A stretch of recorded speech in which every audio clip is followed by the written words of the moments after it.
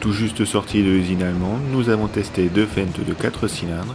Au programme, c'est un 313 et un 516 que nous avons essayé sur une ferme d'élevage. Les activités seront donc du chargement et de l'épandage de fumier, ainsi que de la route. Après avoir positionné dans la fumière notre 516 équipé d'un épandeur Pichon, nous prenons place dans le 313. Celui-ci est équipé d'un chargeur Fendt Cargo 4X75 compact.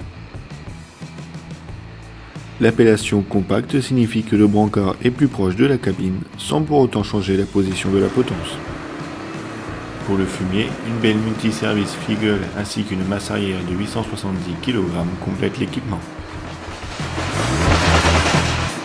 Équipé de la même structure de cabine que les 500 et 700, le 300 nous accueille avec une large porte et un marchepied constitué de 3 marches bien espacées. Sous le capot, on retrouve un 4 cylindres ACOPower de 4 litres 4. Il est conforme aux normes Tier 4 finales. La prise en main est relativement rapide, le chargeur se pilote grâce au levier en forme de boule, toutes les fonctions y sont regroupées. Deux modes de conduite s'offrent à nous. On a le choix entre le joystick et la pédale. Notre main droite étant déjà prise pour commander le chargeur, nous préférons conduire en mode pédale. On utilise alors l'inverseur situé sous le volant. Avec la fonction Stop and Go, nous pouvons geler la transmission en maintenant l'inverseur appuyé. Le tracteur repart dans le sens souhaité dès que l'on relâche. Après quelques pincées, on constate que le pare-brise panoramique est un vrai plus pour la visibilité sur le chargeur. De plus, des rétroviseurs équipés d'une double glace permettent une vision sur les roues arrière du tracteur, utile lors des manœuvres.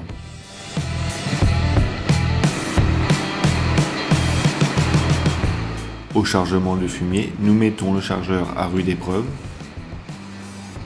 En effet, le diamètre du fût de 75 mm lui confère une force limitée.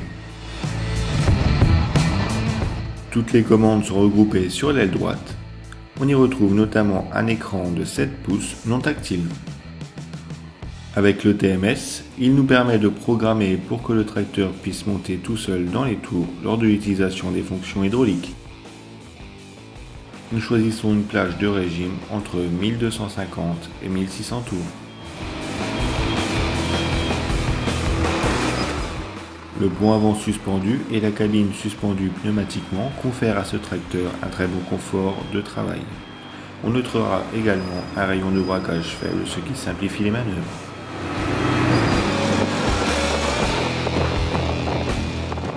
Prenons maintenant les commandes du 500. La ressemblance avec la série 700 est frappante, mais les 500 héritent d'un 4 cylindres Dutch de 4,04 litres. L'environnement de cabine est similaire au modèle supérieur, avec toutes les commandes regroupées sur la coudoir.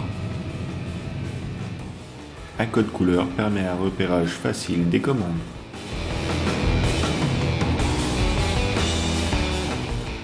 Avec pratiquement 10 km pour se rendre à la parcelle, nous avons eu le temps d'apprécier le confort qu'offre ce modèle sur la route. Pour la conduite, nous choisissons cette fois-ci le mode joystick. L'agressivité de la transmission se règle alors selon 4 positions. Notons que la transmission du 500 possède 2 gammes, contre une seule pour celle du 300. Le changement se fait à l'arrêt.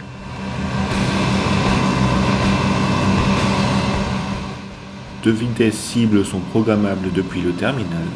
Elles s'enclenchent en poussant le joystick sur la droite. L'objectif du tracteur est alors d'atteindre cette vitesse, tout en favorisant le couple moteur via le TMS. Notons que dès que l'on enclenche la prise de force pour notre épandeur, le TMS se désenclenche.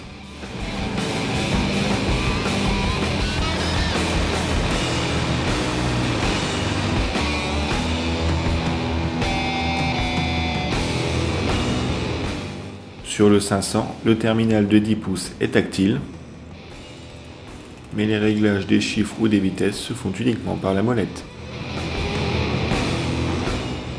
Notons la présence d'un bouton permettant d'accéder rapidement à la notice d'utilisation. Nous avons également essayé le 313 avec un épandeur à fumier de 11 mètres cubes.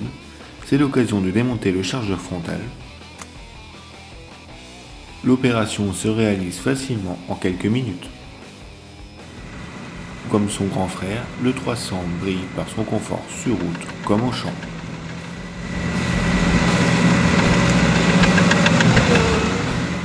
Malgré une plus petite cylindrée, le 500 est plus puissant et reste plus à même pour remplacer un petit tracteur de 6 cylindres. De son côté, le 300 sera idéal pour réaliser les travaux de manutention ou de fenaison sur une exploitation d'élevage.